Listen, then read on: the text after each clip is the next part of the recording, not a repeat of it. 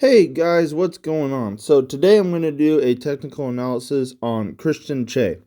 So one of the biggest things I love about his technique is that it's just so unique. So we're going to play this. This is a video from a little when he was working with GERD cancer. So when did he stop? I think after 2022, after he won Worlds. Was that 21? No, 22. Yeah. After he won the World Championships in Oregon. So he's a 72-meter thrower, but this time he was a 71-meter thrower. And I think his technique was better here. Now, is that because I'm a good cancer simp? Maybe. But I also think he just looked a lot more fluid, and I liked his orbit here better. Now, I know he throws further now than what he did, but I still like his technique here better. It hasn't changed that much. His wind has changed a little, and his orbit has changed a little, but for the most part, his movements are pretty much the same. So I'm going to analyze this, but just keep that in mind. This is not a recent video of him. This is, this is more, I guess not old. I mean, it wasn't that long ago, but his technique has changed a little. So just keep that in mind. But I think he does a lot of very, very, very good stuff here. Now, this is just a training throw. I always usually like analyzing training throws better because I think they're a lot more technically sound in training as opposed to a competition. There's a lot more technical flaws in competition. And I think that's usually why most people throw further in practice than in comp. Obviously, it's not always the case. Some people don't train well at all and then throw like way further in comp. That's usually the type of athlete you want to be. Because, you want to throw further in a comp than in practice. But it's not the same for some people. And part of it is, you're in practice. So you're actually like working on technique. You're not working on technique in a meet. You're trying to throw far in a meet. So that's a big thing. So let me play this a couple more times and we'll just get a base. So you can see his wind is very, very low, which is already kind of a unique thing. Some people do that but for the most part, a lot of people are pretty flat, level in their wind. Now, this is a good and bad thing. Well, I wouldn't even say a bad thing, really. So let's see. Let's get to the analysis. So, as you can already see, I think he's like super tall. I think he's like 6'9", 6'10", something like that. He is extremely tall. But you can see, hold on. Let me get a straight line. And let me actually draw in the correct place. There we go. So, he's a little wider than shoulder width apart here. Well, actually, that's very weird. I'm looking at this. He's shoulder width pretty much on his left side, but on his right side, over here, he's wider. That's actually very odd. I wonder if he does that on purpose. Because usually if you're wider, usually you're not shoulder width here and then wider here. Usually it would just be the same. So either you'd be shoulder length on both or a little wider than shoulder length on both. So that's pretty odd, honestly. I've never really noticed this. And I don't know if he's changed that in recent years. But what you're going to notice is that he's going to keep an even distribution of weight in both his feet. He's not going to lean to one side. So it's a very nice, controlled, long wind. And if you notice, too, his left arm is up here, but his right arm's down there. Now, usually, if your left arm is this level, usually you want your right arm to be level as well. But, it's also a personal preference thing. You want to do what's comfortable and repeatable to you. And I don't necessarily think that this is a bad thing. But if you notice, like someone like Mikolas Alekna or something like that, he winds low, but his left arm is also low. And that's usually what you want to do. You want to keep your arms the same level. However, you have to find also what works for you. So for him, this obviously works. And he has flattened out his wind a little bit. It's still kind of down, though. Just a little bit. It is a little more up. Just a tad bit, but nothing crazy. In recent years, at least. But he gets here winds fully back, super nice. But if you notice, when he winds back, his left foot isn't like going crazy. Like it's not like turned that way or something. It's still turned at a reasonable pace. And he's still keeping weight over his left side here. All right. So he's super nice and controlled. And if you notice, so if you watch this in full speed, look how slow he winds. It's just super nice and easy. It's nothing crazy. You want your wind to be a nice stable movement that's super repeatable and super relaxed. If you wind back like a berserk maniac, like some people do, that's usually not a good thing. It leads to inconsistency in positions, which then leads to off balance throws and bad starts. If you start the throw bad, you're going to finish the throw bad. All right, so you want to make sure that you have a consistent and repeatable wind that you can do on every throw, so that way you can. Oops, sorry. What was I saying? So that way you can, start the throw correctly and have very consistent throws. You don't want to be that thrower that just has like one good throw like every couple months. All right, you want to have a nice consistent throw that you can repeat all the time, because that's what you can rely on at big championships. And that is why Kristjan is a super reliable thrower at big championships. He's always consistently in the top 5. He is a world champion, being Stahl, Alekna, Vice Heidinger, Matthew Denny. He's beating like all these people. He's always consistent around like over 68 plus meters. And the reason why is because he has a very consistent, repeatable technique that's a very safe technique. Nothing like too out of the ordinary, except for the one big thing that we're going to get to. But for him, it's nothing like insane. And he still ends up in a good finishing position, or like a good stand throw position, which we're going to get to. All right. But I just wanted to point that out in his wind. So super nice here. All right. So we're going to go. Keeps the left arm inside the left knee. And then he starts to open up here. So super nice. So if you notice, he's not shifting his like hips this way, but what I really like is that the left arm, left knee, and left foot are all in line with each other. Super, super nice here. All right, I really like that. And that's really all you need. All right, so if you also notice, he's going to keep level. He's not going to sink down. I'm starting to actually really like that instead of the like sit down or like squat down motion, because I think, one, that puts a lot of strain on your hip flexor, and then 2, I think it slows you down a little, and I think it creates a false load, where if you just try and think about staying level here, you're gonna just drop. You're gonna get that shin angle you want to be able to sprint out the back, but you don't want to be too low, or else you can't move. All right, so I think if you just think about staying level and think about reaching this left arm out, I think what that does is it makes you a lot more fluid. It allows you to turn a lot easier out the back, and you'll still get the same result. All right, and it'll put less pressure on your hip flexor, and it'll just make you be able to just move way more efficiently in the throw. That's my opinion, but some people are probably going to disagree with that. All right, and now we're coming to the unique part. But before that, look, also, he's looking at his left arm out the back the entire time. I love that cue. So if you notice, he's looking at left arm. This prevents you from ripping out the back, and basically makes you more controlled out the back and leads to more consistent throws. All right, so I really, really, really like that. All right, now we're coming to the unique part of his throw. And that is that his discus actually gets in front of him, gets in front of his right hip. Now, he's the only thrower I've ever seen in my entire life throw far doing this. And he can get away with this for one specific reason. All right, and we're going to get to that. All right. But before that, let me just finish out the back. Also notice he keeps both knees bent.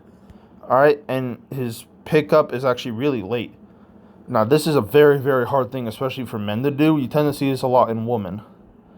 Like, he picks up his right foot when his left foot is pointing that way. That's like something Sandra Perkovich does.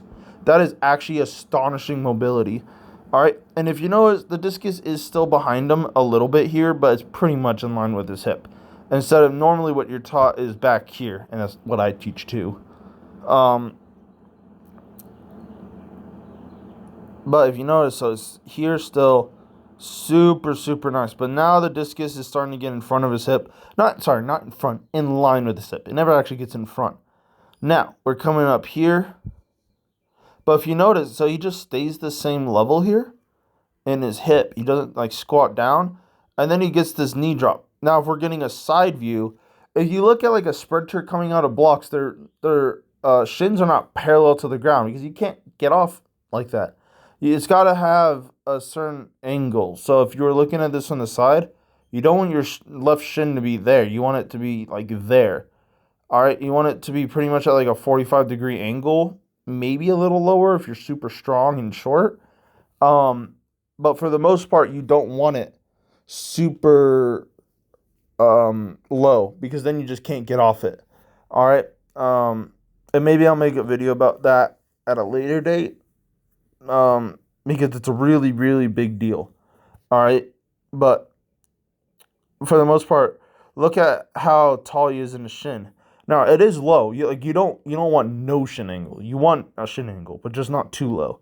If you notice, pretty flat shoulder up here, super nice, really wide sweep.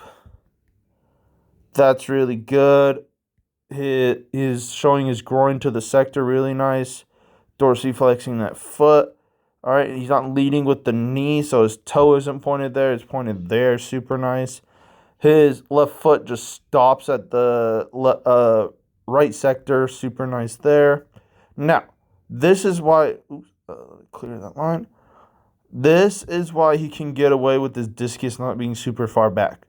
Now, I don't know why he does this. It's probably just a comfort issue, or maybe he's had a shoulder problem before. But I doubt it's the shoulder problem thing because of the way he catches it and how far back he catches the discus in his power position or the front of the ring. So we're going to get to that. But the only reason he can get away with this, because normally if I see this in a thrower, this position right here, instead of the discus like back here, it is because they are ripping out the back with their upper body, which means that they're pulling their left arm. Basically, the upper body is going faster than the lower body. This isn't necessarily the case here. He's going the same speed. But how he gets away with this is he holds his chest and his head so long in the middle of the ring that he can get away with this. I want you to just look at how long he actually looks. So he's looking down the left sector. All right, and he holds his chest there forever. All right, so he holds this position here forever. Just, let me get rid of that. So, hold on. All right, so where does he start looking? He starts looking right there. Look at how long he looks. He looks. He still keeps looking.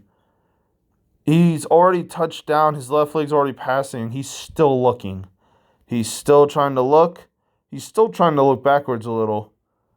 And now look at that. That position right here. Now he has a lot of separation. All right. So that's why you can get away with this. Now, would I ever teach this? I've only taught this to one thrower ever. Like this kind of style. And it worked for her. But would I normally teach? That was a very, very special circumstance. Would I ever teach this normally? No. Because one, it is so hard to do this. And then two, I think it's just much easier just to keep the discus behind you the entire time.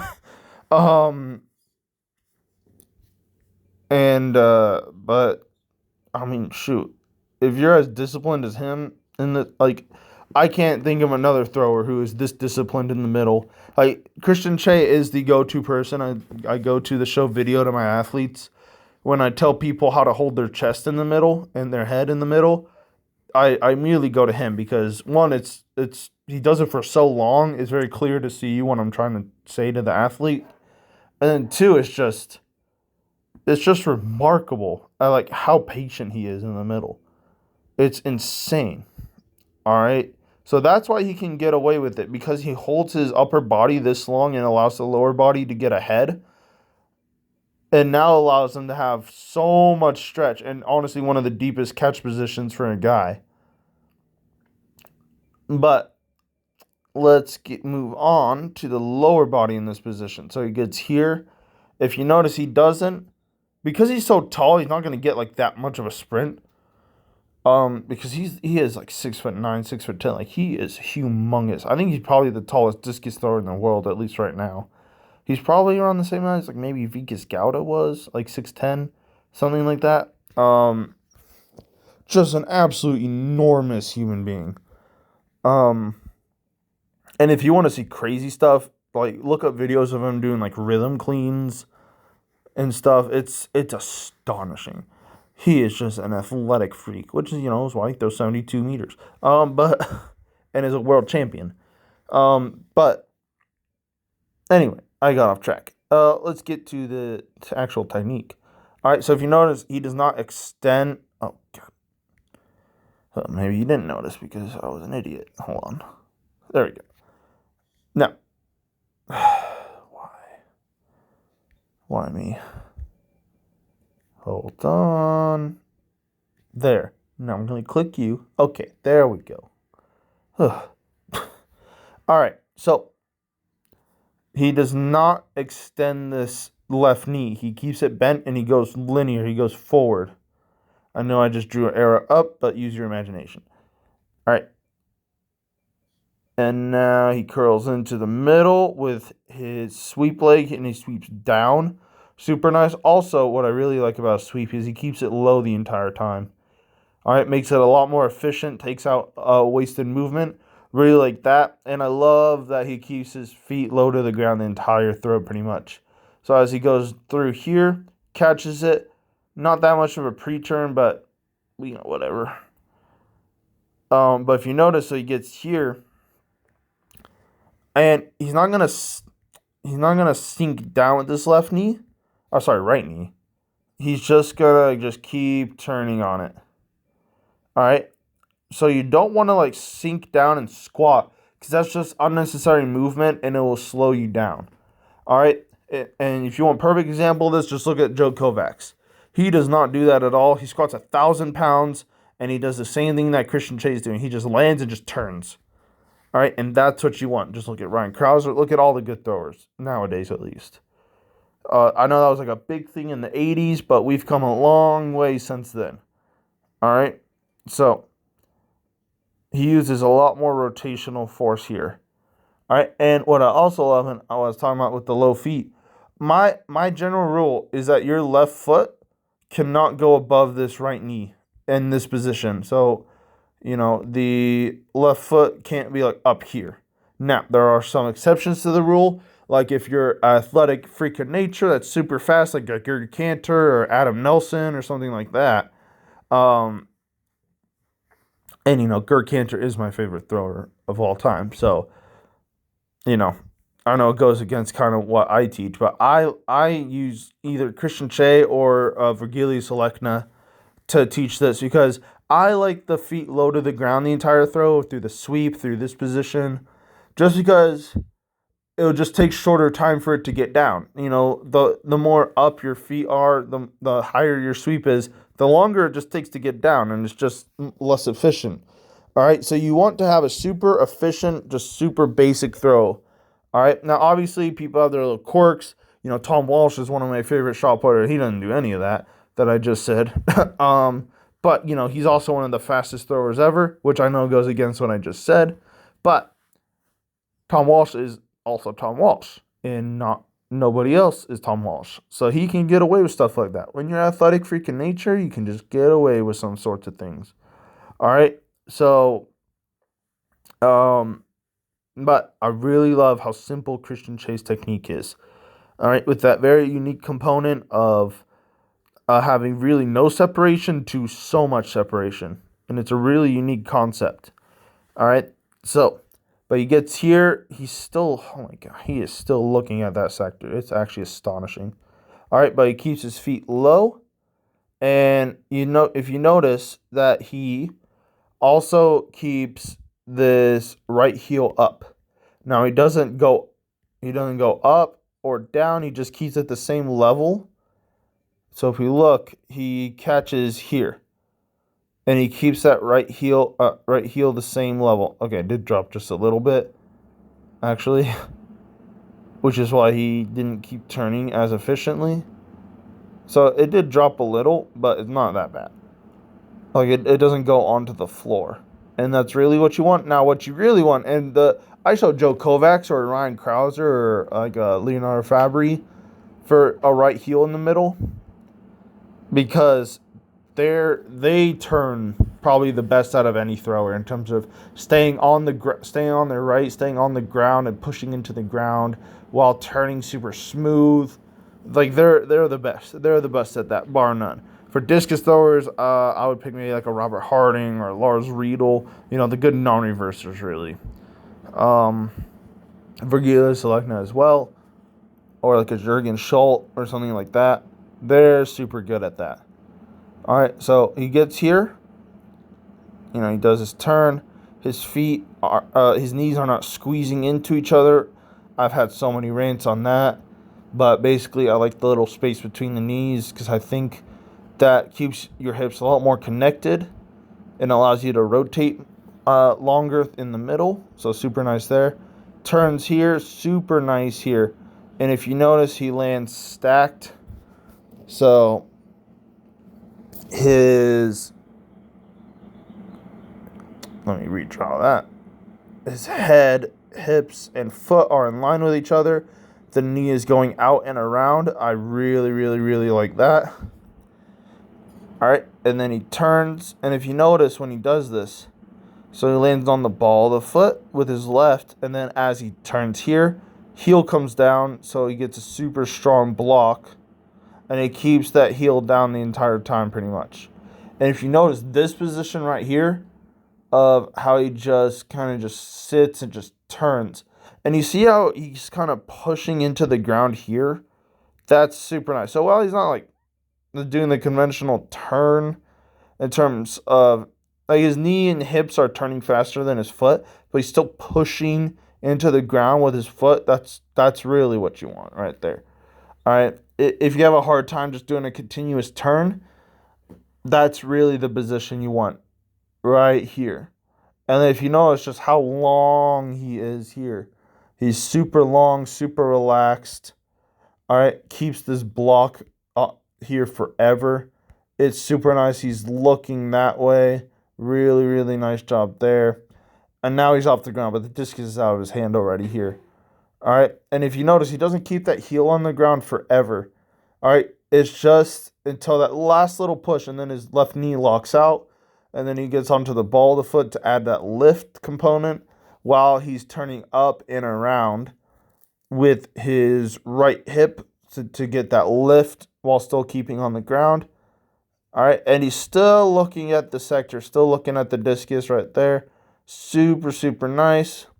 If you notice, his left foot's not there. His left foot is there.